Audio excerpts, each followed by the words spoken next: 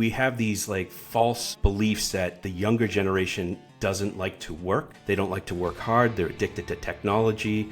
And it's all false. There's no real good science behind any of it. Every day, I would talk to almost 5,000 people, say the same things over and over, remind them about the mission, and then recognize sailors for their achievements. And I did a social media campaign where I was giving sailors cookies. The cookie became the kind of the focus of that thing. But at the end of the day, I just gave cookies because I wanted to make them feel, it's something nice to do when they come up to the bridge of an aircraft carrier. I think the number one thing is to love and value people. You have to actively do it, and people should therefore feel loved and valued. When I became the CEO of an aircraft carrier, it was to launch and recover aircraft to stomp on bad guys. It's exactly what we do day to day. Hey, let's welcome Captain Chris Chowda Hill, a recent commanding officer of two aircraft carriers and the Chief of Staff for Naval Air Force Atlantic. Glad to see you here. My honor and pleasure to talk to you today. Thanks, Danny.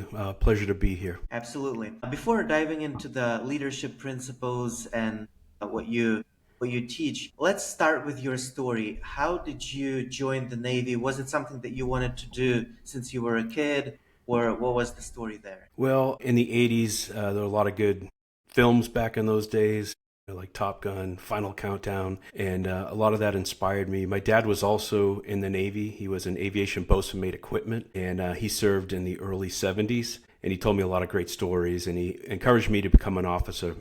Today I want to tell you about a book I'm reading. It's written by 25 veterans of the U.S. Armed Forces, all graduates of the Masters of Business for Veterans program at the University of Southern California. The book is called Veteran Stories of Transition and Transformation. It collects the personal stories of veterans written in their own words. Pick it up for yourself or a veteran you love. Check out the link in the description for 10% off. And so what I did, during high school, by my junior year, I started applying to become an officer through a commissioning program, and I tried the Naval Academy and ROTC scholarship. I decided to do the ROTC scholarship so I could stay closer to home and pick the college that I wanted to go to. So that was the path that kicked it off. And, at the end of the day, I think I was just trying to make my family proud. Interesting. So would you do it all again if you could go back in time and, relive your life? Oh, yeah, absolutely. Early on, I figured I was going to get out of the Navy, just do my time. I wanted to go intel, but, the powers that be decided that I needed to do something else because of the billet allotment issues they had in the 90s. And so I ended up going aviation, and I was challenged every single year for my entire career. And I enjoyed that challenge. I enjoyed overcoming those challenges and trying to make a difference, whether it was tactically from the aircraft or making a difference in junior sailors' lives. So that became my passion. Leadership and trying to become a better leader over time. It's been a working process, and I've been in the Navy now for more than 29 years, and I can't believe I'm still in. I mean, there were many times I was like, I think I'll get out now, but no, it just kept sucking me in, and it was the right thing to do. So I wouldn't change a thing. Got it. And I had a few general officers from the Army, and I think most of them shared a similar story. They wanted to just, serve for years or something like that, and they ended up staying for 30 years and rising Yeah. to some high rank. So talking about leadership principles, as you said, that thing evolved, the philosophies, maybe the principles that you follow. And you also have this idea of the way of the warrior sailor. So if you want to share that and talk about the leadership principles that you share with other people. Yeah, so in my first command as a commanding officer, I was in charge of an E2 squadron, and I wouldn't say I was the greatest leader then, but I was interested. They put us through all these leadership courses. You get inundated with that information, but you have to create your own philosophy. And so with a lot of thinking and collaboration with other people, we decided that morale was the thing we wanted to focus on. And it's kind of interesting that this is not unusual from some of the greatest military commanders of all time, like General Eisenhower, who said that morale is the greatest single factor in successful war.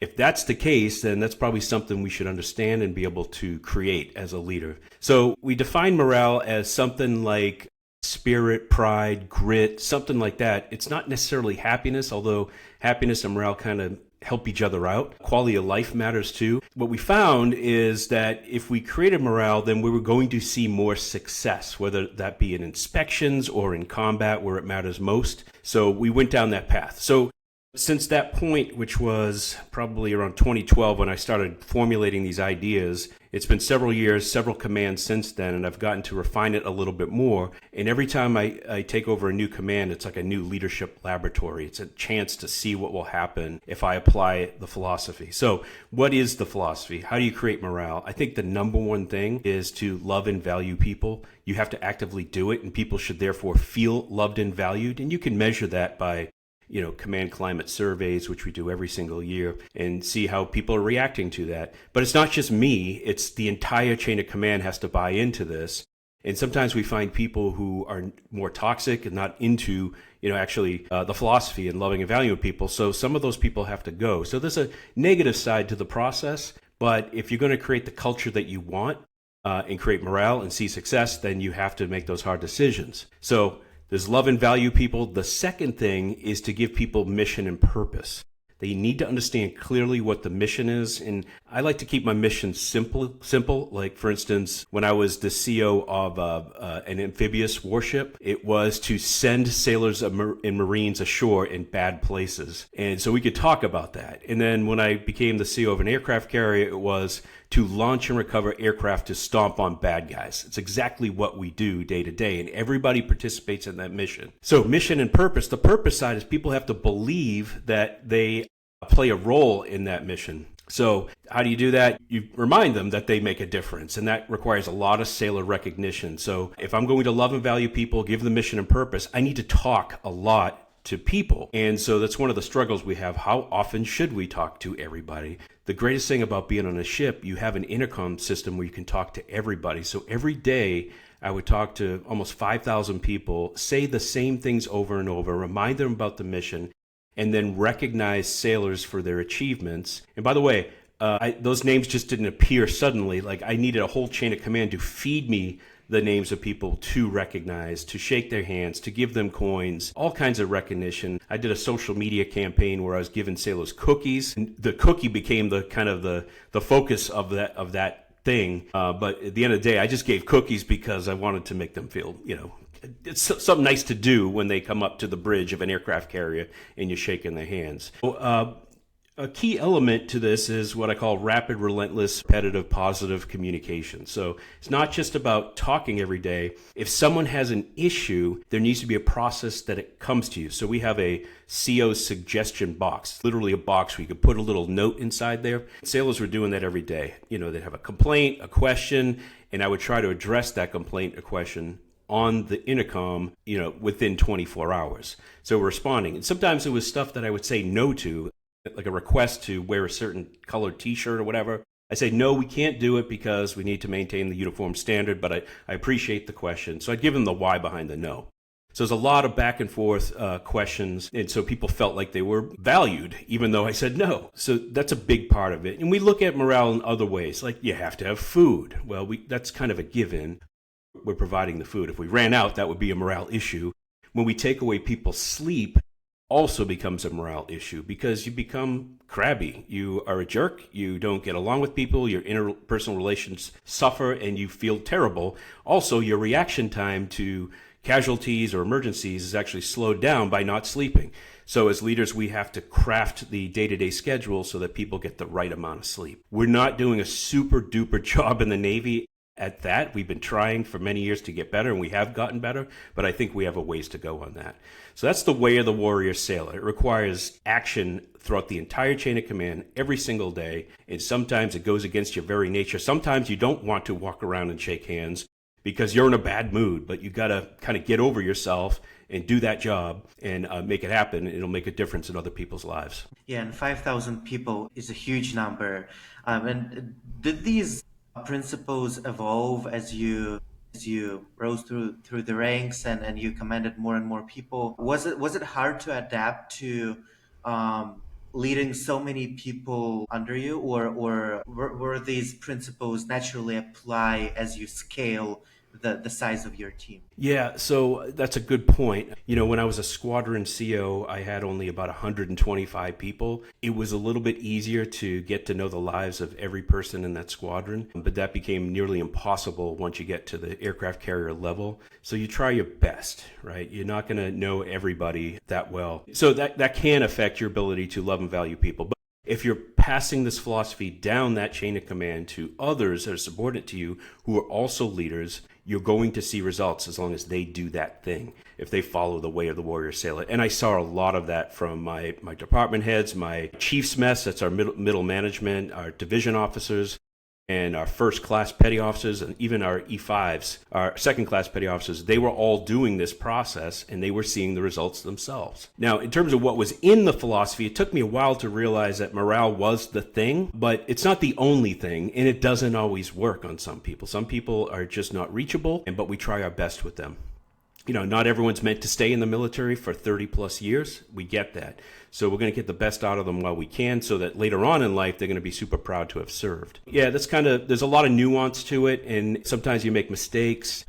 Sometimes you're not emphasizing one area over another. And you just got to keep getting after it and keep getting better and taking lessons learned and applying them. Yeah, and how do you ensure that people in the chain under you, they redirect your philosophy down the chain? How you make sure it's not, the broken phone problem where, people have their own idea of the principles and values, and the message really gets across to the whole team? Yeah, so that's a good point. Like, how do you manage the day-to-day effectiveness of an order in general? And one of my orders was follow the way of the warrior sailor, read the pamphlet that I made. I realized it was something like 19 or 26 pages. It was 19 pages when we did like font size 0.5, but it was long, but people read it. And so how do I know when it's not being followed? Because the sailors would tell me, because they expected it. They liked the philosophy too.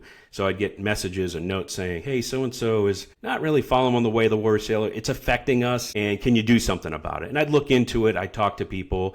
I mean, hey, we all make mistakes. Leaders can always do better. We'd give them some guidance and send them on their way and see if they'd improve again. Sometimes they didn't improve, and then we would have to take action. And it's interesting because this philosophy applies to, let's say, you were leading in an aircraft carrier, and all of the members of the team, they would follow this philosophy. But this philosophy only applies in the context where you lead this.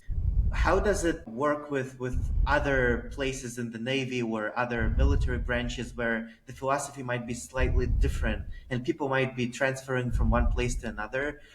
Does it contradict some of the other principles, or does it naturally apply to this, and how it works together? Yeah, so I mean, we have something like 330,000 people active duty in the U.S. Navy. I've only been able to impact a small percentage of that. It's kind of cool that just the crew of an aircraft carrier, not counting the air wing, is about 1% of the Navy. So then I would have the air wing come aboard when we deploy. They'd be able to see the results of that.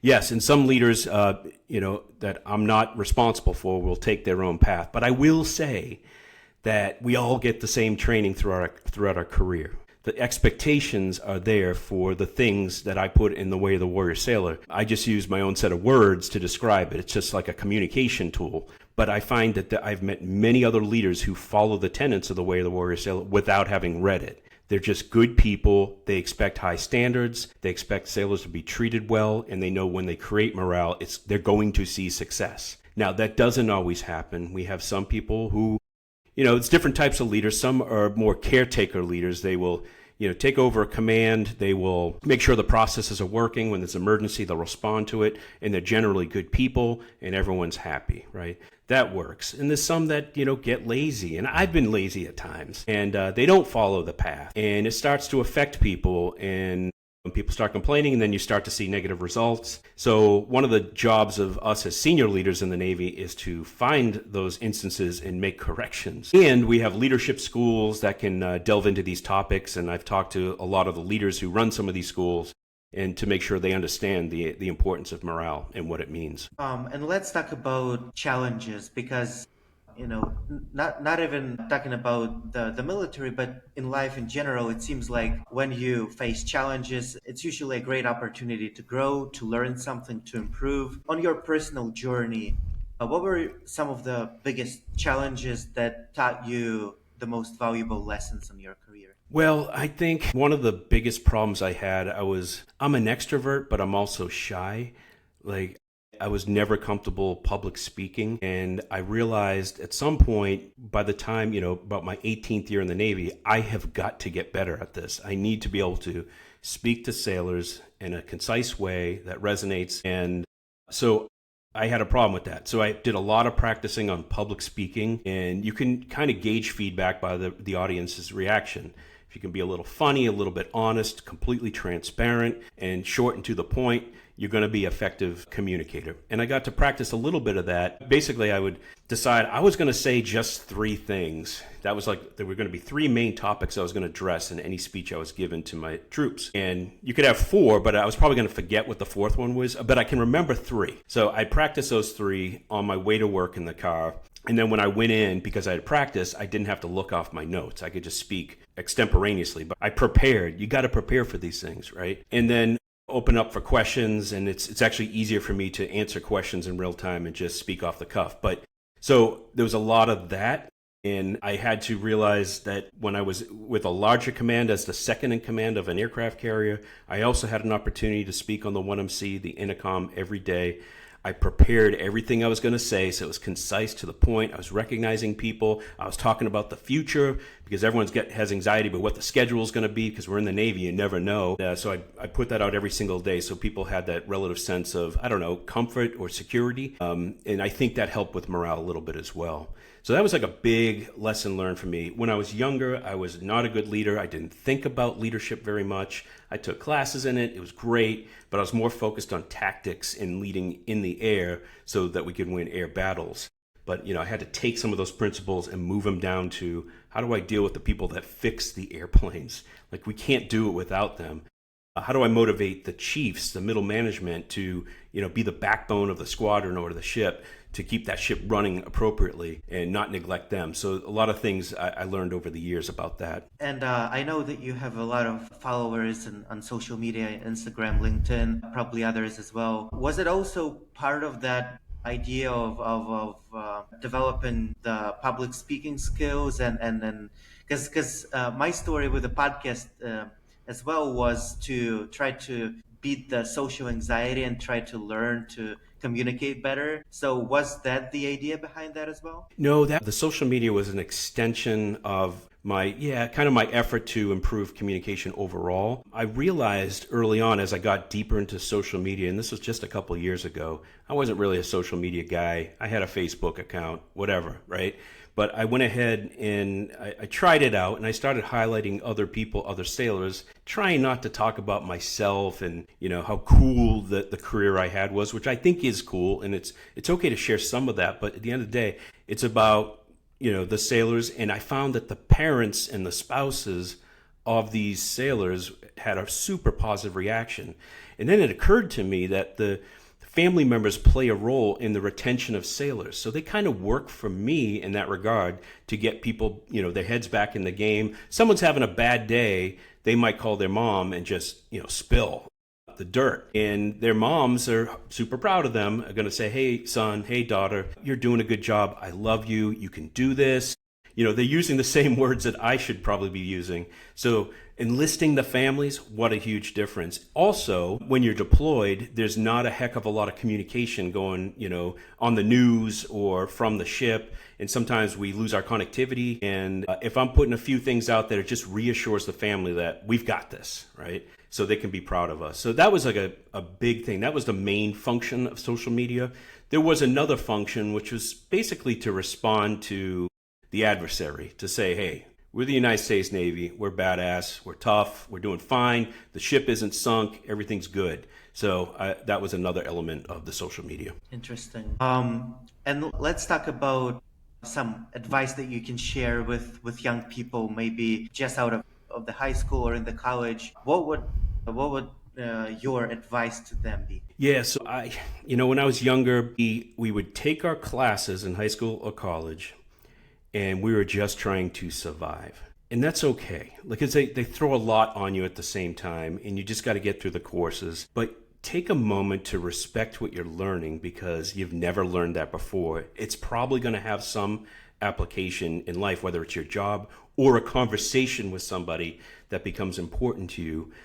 So get involved in the academics and try your best to enjoy it. It was the coolest thing that when I went to get a master's degree about 10 years after college, a whole different mindset. Every class I took, every book I read, it mattered. I was like, this is great. Because I'd just done, several years in the military, and to sit in a classroom environment again and to talk about the topics we were talking about, it was awesome. I would even, if I was writing a paper, I would call, if I had a citation, I'd call the original author because typically they'd be in DC and I was working on, national security type stuff. And they would give me advice. I'd have lunch with them. They'd give me quotes from my paper and help me out on that path. It was just a totally different mindset. So focus on the academics, but diversify yourself as well. Like you should have a hobby, a sport, music. I played the saxophone. I did sports. I love the saxophone. I played it throughout college. I regret that I don't play it now. It's probably one of my regrets. And someone has asked me in the past, hey, what advice would you give to your 11-year-old self? And I can't remember the answer I gave, but I've thought about it since. And this is important.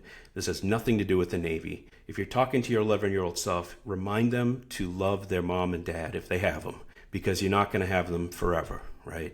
Both of my parents are deceased. I miss them terribly, and I wish I could give myself that advice. Mm-hmm. And that's a powerful advice. First of all, thank you for sharing this. And you said that you completed your master's 10 years after, like when you were about 30 or something. Yeah. Yeah. So, what made you make this decision? Because it seems like you already had your career going in the Navy. What made you go back to school and do this? Well, for all the services, especially in the officer programs, they encourage that you get a master's degree. In fact, it becomes a requirement later on in your career for promotion. So everyone endeavors to do it. Plus, most of the services, including the Navy, can pay for that college. So the Navy actually paid for me to go to Georgetown in Washington, D.C. and completely free. What a deal, right? And not to mention the fact that if that doesn't work out, you still collect a GI Bill. We have the post 9/11 GI Bill that most of us have. And if you're not going to use that money, you can transfer it to your children. And I've already transferred half to my oldest daughter, and she's using it now in college. And before we wrap up the episode, any final word? Maybe you want to emphasize on something that we talked about, or maybe something that we haven't had a chance to touch. What would that be? Yeah, I think, at my level, being a Gen X type person, we think we're so tough. We drank from garden hoses. We didn't wear bike helmets. We smoked cigarettes, all that stuff. I mean, people smoked cigarettes at my high school. We had a smoking area for kids. It was normal. And we like to we used to joke about the millennials, and now we're joking about Gen Z. And we have these like false beliefs that the younger generation doesn't like to work. They don't like to work hard. They're addicted to technology. And it's all false. There's no real good science behind any of it. I contend that the human brain has not really changed in 100,000 years. So why should good leadership change? Why should you change how you impact people? I did some research on the word morale from Navy leaders going back to the early 1900s. And they were saying, like, there was one commander in 1911 before World War I, and he was saying that, how do you motivate troops? We tend to we want material solutions. So throw money at the problem. But at the end of the day, you just got to give them, 3 square meals. You treat them with respect. You point out what's wrong. You tell them when they did a good job. I mean, that's the same stuff I'm saying. It's like leadership has not really changed. I think we sometimes deviate from the path, but we need to get back to it. And I think it's okay to use the term love, to love and value people, because it's essentially what we're doing.